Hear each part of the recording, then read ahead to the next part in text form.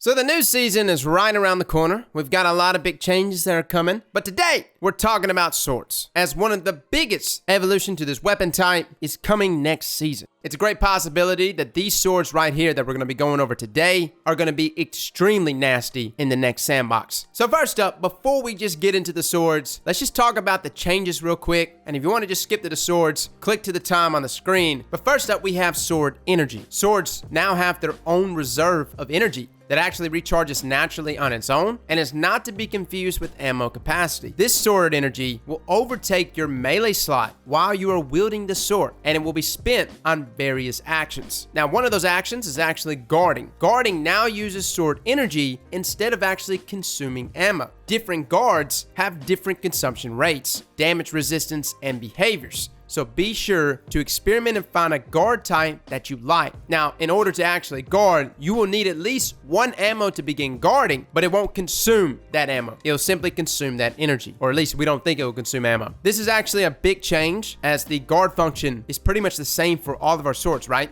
There's not many times you pick up a sword and you're like, yo, I need Swordmaster's guard instead of heavy guard. Hopefully, there'll be some very visible pros and cons between all of these guards, and when combined with this new sword energy, should bring about a lot of value. Now, light attacks are also getting a change. Your grounded light attacks for all swords will now loop for an infinite combo, and all swords can cleave. So two things to take away from that. Number one, originally, with most of our swords, if not all of them, they have a 3-hit combo, right? Now, they mentioned that they removed this and changed this for this infinite combo loop because it would actually leave you open to attacks on that 3-hit combo. Because normally you would like come out of the 3-hit combo and you're kind of left exposed. Depending on the speed of this and how fast you can actually run this infinite loop could substantially increase the damage here for our swords. Now, the other big change is the fact that all swords, even outside of aggressive swords, can cleave. Now, cleave is an interesting one. I actually had to go look for this because I didn't really quite know what cleave meant. I kind of had an idea, but I thought it meant more visual. No, it actually means that you can damage more than one enemy with a swing. Big shout out to Roar here on Reddit for clarifying this. But if that's the case, you can imagine a number of traits that can benefit from this. Relentless strikes, tireless blade, hitting multiple targets will allow these traits to proc even more. Just take tireless blade for instance, guys. Like, before we get into swords, sword ammo granted for every other powered sword kill. So you swipe into a group of thralls. Depending on how many thrall you kill, you can actually overgenerate heavy ammo for yourself. And there's a number of different traits here that obviously benefit from this change, but the fact that they can all cleave is a big one. Definitely not one to overlook. Now, the final change that is probably going to be the biggest one in ramping up damage here is our heavy attack. Heavy attack will now consume sword energy, and depending on how full that energy meter is, this will affect how strong the attack is. So you can imagine for certain swords that already have major power in that heavy attack, combined there with now the increase in damage with sword energy, maxing out those meters, we can do some crazy shenanigans. Now, the other side of things, Bungie does state that the aerial heavy attacks actually do not consume sword energy, but that actually varies based on the sword. So you take swords like our aggressive swords, throne-cleaver, crown splitter, where it kind of like launches you up into the air, that will most likely still consume sword energy. But if you happen to like already have your feet off the ground, where you can't do the sword slam animation, or if you're just using another sword in general, then that non-consumption of sword energy will go into effect. Okay, so I know this was a really long breakdown. I needed to go over this all before we started talking about these swords, because if there's like one weapon type that many people don't experiment with, it's swords. Fortunately for us, we've reviewed just about every sword in this game. I don't know what it is. I guess we like swords, guys. So the first sword on the list, coming off the heavy attacks that we were just talking about, was the sword that we reviewed this past summer from the Heroic Menagerie, throne-cleaver. And this sword was absolutely disgusting. It was an aggressive sword that can roll with not only random rolls, but it can roll with the new legendary trait, counterattack. Guarding while receiving damage grants a damage buff for 5 seconds. Now, we actually went the route of utilizing Shattering Blade, which states that if your heavy attack consumes the last of your ammo, it deals significantly increased damage. Now, it does state excluding aerial attacks. The reason why I brought up aerial attacks a second ago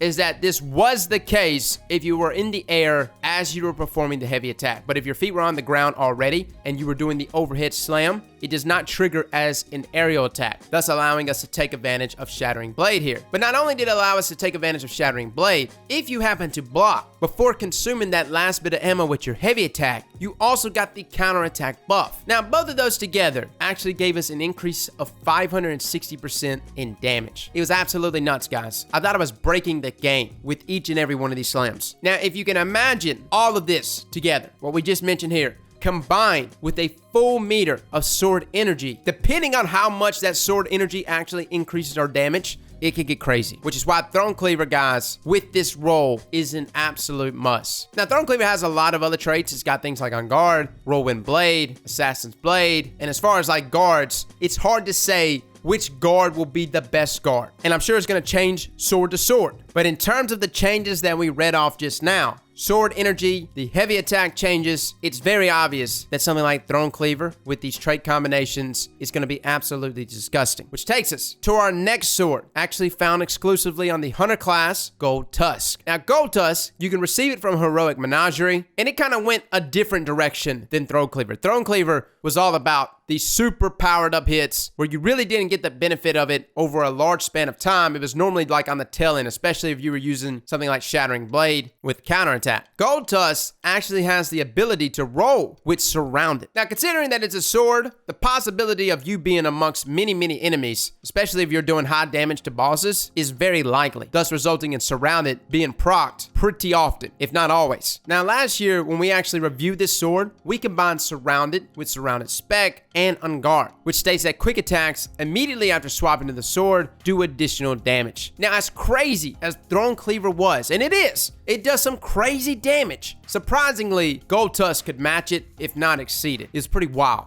Now, there's a couple of things to look at. Will the quick attacks that can be looped infinitely surpass what we used to be able to do with 2 light attacks and a heavy attack? Because that was where we got our most damage. With something like Gold Tusk and these trait combinations and the immediate swap to the sword, with something like On Guard, we would do 2 light attacks and a heavy attack, which was crazy damage. But On Guard, as nice of a trait as it is, might not tie in well with swords that really utilize heavy attacks. I'm just under the assumption that the sword energy meter goes away when you stow the sword. If that's the case, then obviously something like On Guard is going to conflict there with the new sword energy feature. But light attacks do not consume sword energy, which is why I think Gold Tusk here could be disgusting, simply because you could sit there and speed swipe indefinitely with something like Surrounded. And if you combine this with something like On Guard, yes, you can get the increase there in damage, or of course you can combine it with something like Relentless Strikes if you're just trying to do DPS, which actually will grant you ammo after landing 3 light attacks. And I'm under the assumption that this loop here, especially being a lightweight frame sword, should be extremely fast, thus resulting in the trait like Relentless Strikes activating with ease. So far, guys, those are like the 2 big swords that I look at to be major damage dealers in the next sandbox. Now, another sword that we did not review, we should have, is actually the Warlock sword, Death's Razor. Now, it came with some of the new traits, things like counterattack that is found there on Throne-cleaver, but also energy transfer, which is something also found on Gold Tusk. Guarding while receiving damage generates class ability energy. Now, obviously, the changes there to guard in general is going to elevate that trait, and the fact that it actually consumes up sword energy instead of ammo is going to allow people to guard more often, thus generating class ability energy more often. There's a number of combinations here that can make Death Razor extremely beneficial for that neutral game. Maybe if you rocked it with like Arc Buddies to always have your class ability back, or just having a rift available for your teammates at all time is super beneficial, while simultaneously getting some damage in with something like counterattack with that guard feature. This is definitely not a sword to look over. And I hate that we didn't review it last summer, but all of these Heroic Menagerie swords are looking absolutely disgusting. Now, moving on to the next sword, which is actually probably the easiest sword to get. Like if you can't get a fire team together to go into Heroic Menagerie, this is like the next best thing. And that's actually Striker Surehand. This is the Black Armory sword. It looks like an aggressive sword, but is actually in the adaptive frame archetype. And it has a number of traits here that make it extremely deadly. It comes with Surrounded, similar to something like Gold Tusk, Relentless Strikes, Tireless Blade, On Guard, Whirlwind Blade. Everything here that boosts that damage is going to be doing even better in the next sandbox. Now, for my returning players that may have watched previous videos of mine on Striker Surehand, the bug that actually allowed you to boost that damage up by attacking with your sword with no ammo no longer works. You see, last year, Striker Surehand was actually bugged when you combined it with certain things like bionic enhancements, and you happen to be using the sword without any ammo.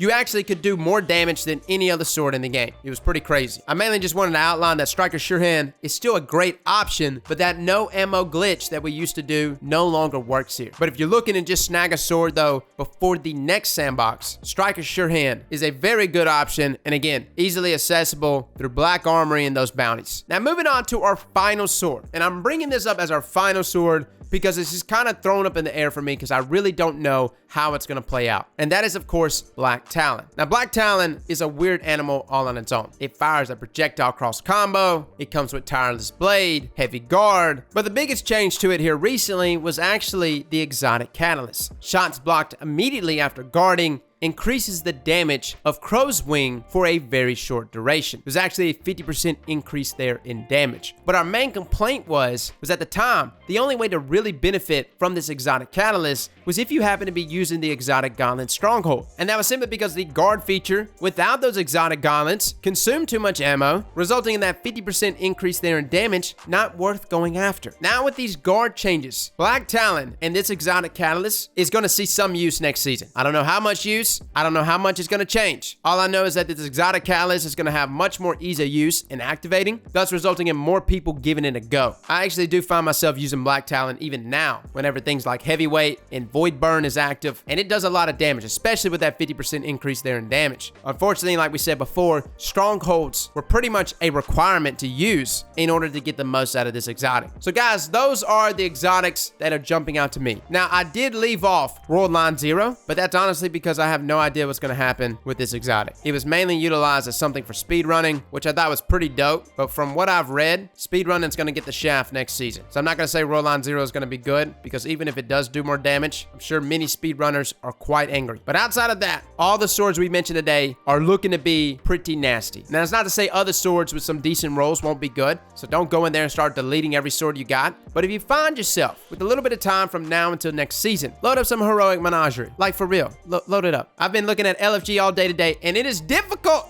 finding a fire team for heroic menagerie. So if you happen to see me on LFG and I'm waving my arms, invite your boy, okay? I need some help. It's a pretty good chance that these swords are all gonna be very nasty next season, so let's get the jump on it. Fellas and ladies, thank you all for coming and watching, and as always, slap that like button like your mama told you right.